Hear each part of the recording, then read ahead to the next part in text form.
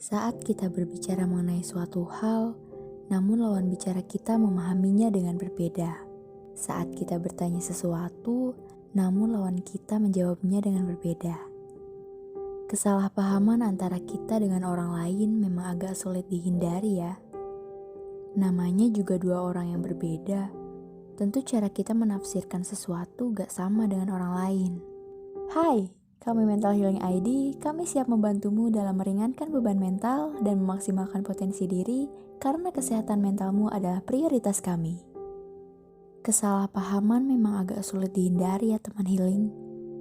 Kesalahpahaman diartikan dengan salah dan keliru dalam memahami pembicaraan, pernyataan, atau sikap orang lain.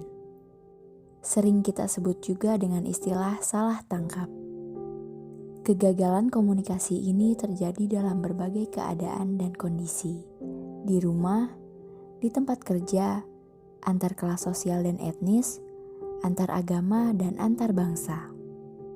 Mereka dapat menyebabkan konflik kecil atau masalah dalam kehidupan kita sehari-hari, dan konflik skala besar antara kelompok masyarakat dan budaya.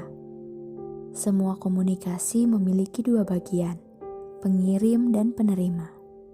Pengirim memiliki pesan yang ingin disampaikan dan dia menuliskannya dalam kata-kata yang menurutnya paling mencerminkan apa yang dia pikirkan. Tetapi banyak hal yang dapat mengintervensi untuk mencegah agar pesan yang dimaksud tidak diterima secara akurat. Kenapa sih kesalahpahaman ini terjadi? Ada beberapa faktor penyebab kesalahpahaman ini terjadi, teman healing. Pembicara salah menafsirkan kenyataan atau ia memahami suatu hal namun tidak sesuai dengan kebenarannya. Pembicara mencoba mengungkapkan pikiran yang belum jelas bagi dirinya sendiri.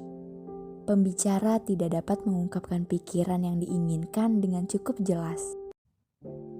Pembicara berbicara dengan suara rendah, pengucapannya tidak jelas seperti sedang bergumam atau membuat lidah terpeleset.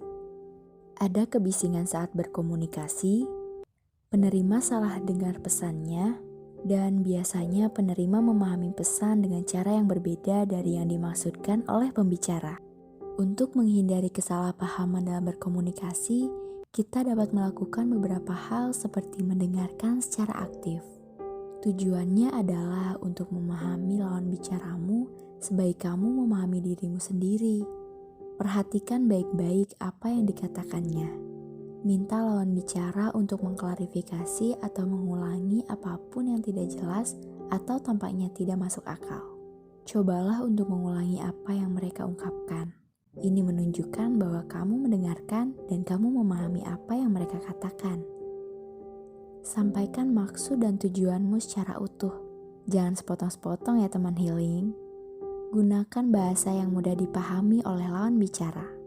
Dan sebisa mungkin, hindari menitip pesan pada pihak ketiga.